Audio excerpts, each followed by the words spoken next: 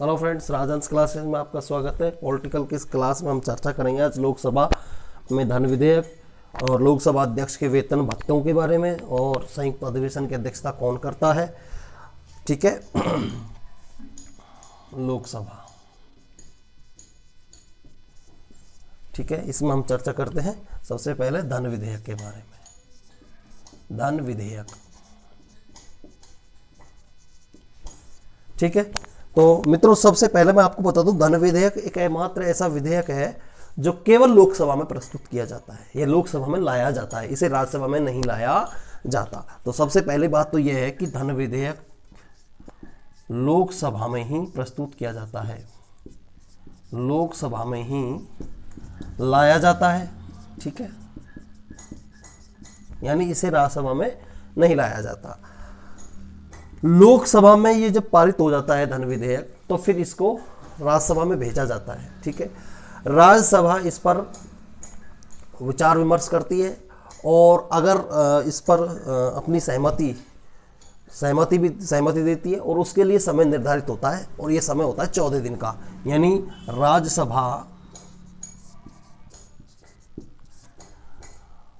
किसी धन विधेयक को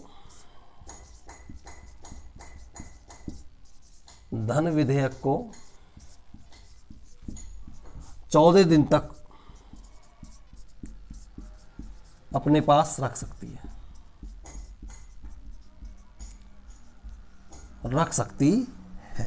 ठीक है।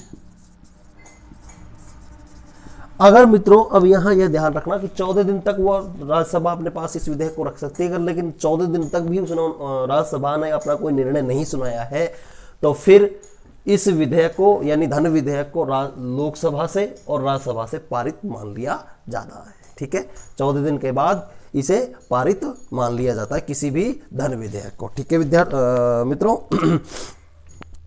और अगर कोई विधेयक, जैसे कोई विधेयक धन विधेयक है या नहीं है, इसका निर्णय लोकसभा अध्यक्ष करता है। यानी लोकसभा में किया जाता है कि कोई विधेयक धन विधेयक है या नहीं है, और लोकसभा अध्यक्ष जो निर्णय करता है उस धन विधेयक से संबंधित, वो ही निर्णय अंतिम निर्णय होता है। या यूं कहें कि किसी विधेयक को धन विधेयक होना नहीं होना, ये किस पर निर्धारित करता है, ये कौन बनना स्पष्ट करता है? लोकसभा अध्यक्ष। कौन करता है? लोकसभा अध्यक्ष। और इसीलिए इसे लोकसभा में प्रस्तुत किया जाता है। ठीक है,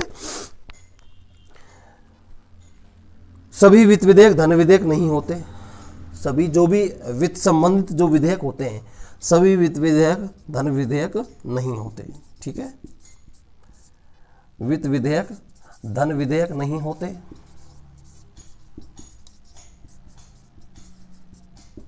लेकिन जो धन विधेयक है वो लोकसभा में प्रस्तुत किया जाता है। ठीक है,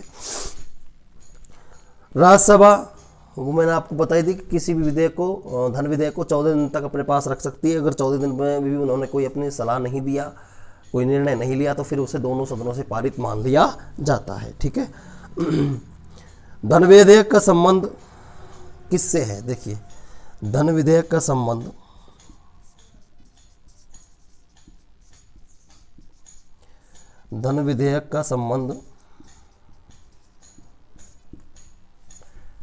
कर लगाने, हटाने, कर लगाने, हटाने और परिहार, परिवर्तन या विनियमन से होता है। परिहार, परिवर्तन और विनियमन से होता है। ठीक है मित्रों, किसी भी धन विधेयक का संबंध कर लगाने, कर हटाने या परिहार या उनमें कर में परिवर्तन करने और या विनियमन प्रणाली से इसका संबंध होता है धन विधेयक का। ठीक है, धन विधेयक पर 3-4 घंटे बहस के बाद लोकसभा अध्यक्ष द्वारा इसके धन विधेयक को, लोकसभा में 3-4 घंटे यानी कुछ समय धन विधेयक पर चर्चा होती है, और उसके बाद लोकसभा अध्यक्ष के द्वारा ये प्रमाण पत्र दे दिया जाता है, ये प्रमाणित कर दिया जाता है कि ये धन विधेयक है। ठीक है, यानी कम कुछ समय चर्चा होने के बाद धन विधेयक को प्रमाणित कर दिया जाता है कि ये धन विधेयक है। ठीक है, लोकसभा अध्यक्ष जो होता है वो सदन के अनिश्चित काल को, लोकसभा अध्यक्ष सदन को अनिश्चित समय के लिए, अनिश्चित काल के लिए, अनिश्चित समय के लिए स्थगित कर सकता है। कौन? लोकसभा अध्यक्ष। लेकिन सत्र अवसान की घोषणा केवल राष्ट्रपति करता है, या सत्र अवसान करने की घोषणा का अधिकार केवल राष्ट्रपति को दिया गया है। ठीक है मित्रों, जबकि अनिश्चित काल के लिए सदन की कार्यवाही को स्थगित करने का अधिकार लोकसभा अध्यक्ष को होता है। ठीक है, वेतन और भत्ते, लोकसभा अध्यक्ष के वेतन और भत्ते। ठीक है, राज्यसभा के उपसभापति और लोकसभा अध्यक्ष को, देखिए राज्यसभा, राष्ट्रपति इस मापदंड से बाहर है। राज्यसभा के उपसभापति और लोकसभा के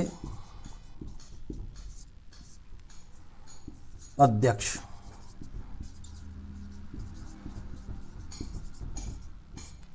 इनका वेतन समान होता है, और यह होता है 1,25,000। कितना? 1,25,000, यानी लगभग 1.25 लाख के आसपास इनके वेतन होता है। किनका? राज्यसभा के उपसभापति और लोकसभा अध्यक्ष का। ठीक है, लोकसभा अध्यक्ष का वेतन और भत्ता, इनके वेतन और भत्ता संचित निधि पर भारित होता है। किस पर भारित होता है मित्रों? संचित निधि पर, यानी देश की संचित निधि से इनको वेतन दिया जाता है। ठीक है, भारित होता है या दिया जाता है। ठीक है, वेतन। ठीक है मित्रों,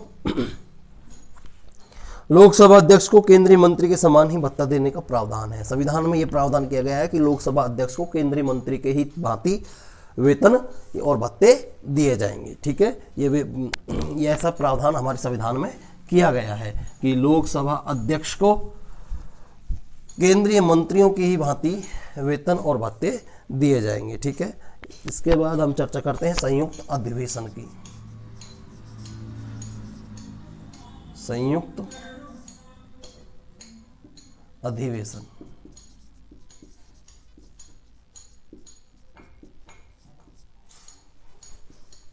ठीक है, संयुक्त अधिवेशन की अध्यक्षता लोकसभा अध्यक्ष करता है।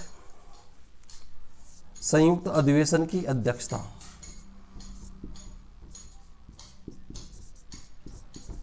कई बार पूछा जाता है, संयुक्त अधिवेशन की अध्यक्षता कौन करता है? अधिवेशन की अध्यक्षता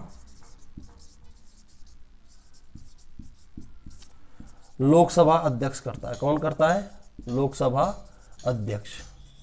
ठीक है, अध्यक्ष करता है।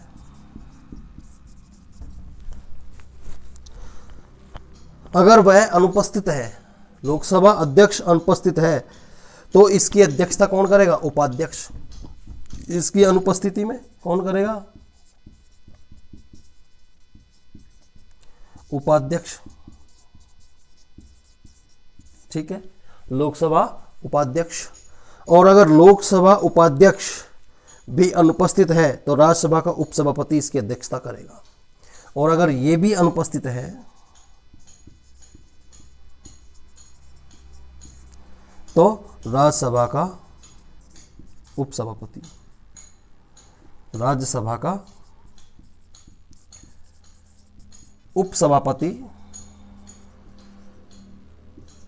इसकी अध्यक्षता करेगा। किसकी? संयुक्त अधिवेशन की। ठीक है, संयुक्त अधिवेशन की अध्यक्षता करने का प्रावधान लोकसभा अध्यक्ष को है, लेकिन अगर लोकसभा अध्यक्ष अनुपस्थित हो तो ये उपाध्यक्ष इसकी अध्यक्षता करेगा।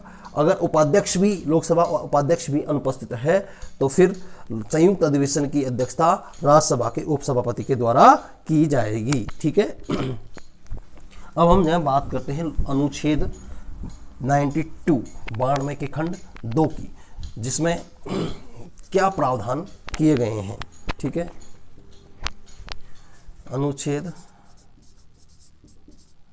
93 खंड 2, अनुच्छेद 92, सॉरी 92, ठीक है। अनुच्छेद 92 ये कहता है कि अगर लोकसभा का उपाध्यक्ष भी अनुपस्थित रहे तो ऐसे व्यक्ति को अध्यक्ष बनाया जा सकता है संयुक्त अधिवेशन का, जो सदन की प्रक्रिया के नियमों से निर्धारित किए जाए। और उस व्यक्ति को अनुच्छेद 92 का खंड 2 कहता है कि संयुक्त अधिवेशन में अगर तीनों ही अनुपस्थित हैं, अध्यक्ष, उपाध्यक्ष और राज्यसभा का उपसभापति, तो ऐसी स्थिति में ऐसे व्यक्ति को संयुक्त अधिवेशन का अध्यक्ष बनाया जा सकता है जो सदन की प्रक्रिया के बारे में जानकारी रखता हो और, ठीक है, ऐसे व्यक्ति को अनुच्छेद 92 के अनुसार खंड 2 के अनुसार अध्यक्ष बनाया जा सकता है संयुक्त अधिवेशन का। इस अनुच्छेद के द्वारा संयुक्त अधिवेशन में अध्यक्ष के द्वारा जो फैसला लिया गया है वो निर्णायक होगा, वो सभी को मान्य होगा, ठीक है। अध्यक्ष सदन के किसी भी सदस्य को बोलने से, अध्यक्ष अनुच्छेद 92 के अनुसार लोकसभा अध्यक्ष सदन में किसी भी सदस्य को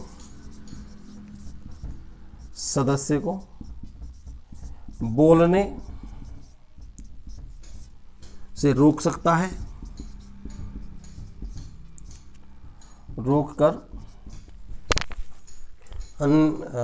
सदस्य को बोलने से रोककर अन्य किसी सदस्य को बोलने दे सकता है, अन्य सदस्य को बोलने का समय दे सकता है, ठीक है। अब ये जो प्रक्रिया होगी सदन में, ये प्रक्रिया कहलाती है क्या? बैठ जाना। क्या कहलाती है? बैठ जाना, ठीक है।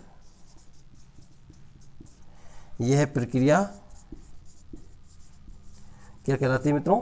बैठ जाना, ठीक है। आपने देखा होगा कभी लोकसभा के और राज्यसभा के चैनलों में, जिसमें लोकसभा अध्यक्ष और कहते हैं कि सदस्यगण बैठ जाइए, सदस्यगण बैठ जाइए। तो इसका मतलब क्या होता है कि लोकसभा अध्यक्ष वो जो सदस्य को संबोधित कर रहा है उसका समय खत्म हो गया है, उसको बोलने से रोक रहा है और अन्य किसी व्यक्ति को समय दे रहा है। इस प्रक्रिया को क्या कहा जाता है? बैठ जाना। क्या कहा जाता है मित्रों?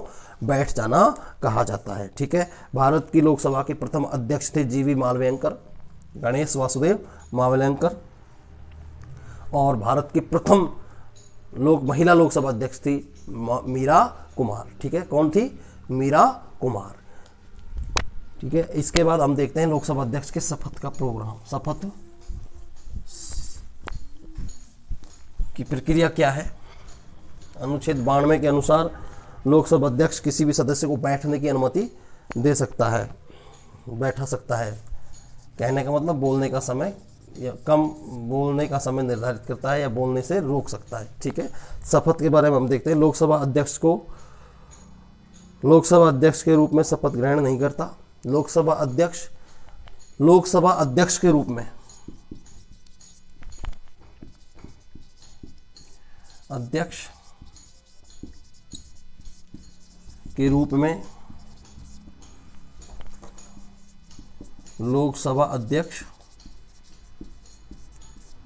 लोकसभा अध्यक्ष के रूप में शपथ नहीं लेता। तो फिर क्या करता है? ये एक सामान्य लोकसभा सदस्य के रूप में शपथ लेता है। किसके रूप में शपथ लेता है लोकसभा अध्यक्ष? ये लोकसभा अध्यक्ष जैसे राष्ट्रपति पद की शपथ लेता है, प्रधानमंत्री पद की शपथ लेता है, लेकिन जो लोकसभा अध्यक्ष होता है ये लोकसभा अध्यक्ष पद की शपथ नहीं लेता, बल्कि एक सामान्य सदस्य के रूप में, सामान्य लोकसभा सदस्य के रूप में शपथ लेता है, ठीक है। लोकसभा अध्यक्ष और उपाध्यक्ष को हटाने की प्रस्ताव विचाराधीन हो तब वे अगर मान लीजिए किसी लोकसभा में लोकसभा अध्यक्ष और उपाध्यक्ष को पद से हटाने का विचार विमर्श चल रहा हो, लोकसभा अध्यक्ष और उपाध्यक्ष को पद से हटाने की प्रक्रिया चल रही हो, तो उस सदन में की अध्यक्षता लोकसभा अध्यक्ष और उपाध्यक्ष दोनों में से कोई नहीं करेगा। उसके अलावा उसकी अध्यक्षता के लिए किसी अन्य सदस्य को राष्ट्रपति द्वारा मनोनीत किया जाएगा। ठीक है, तो ये थी मित्रों लोकसभा के बारे में चर्चा। जो आज की इस क्लास में इतना ही। वीडियो पसंद आई तो इसे लाइक करें, शेयर करें और सब्सक्राइब करें।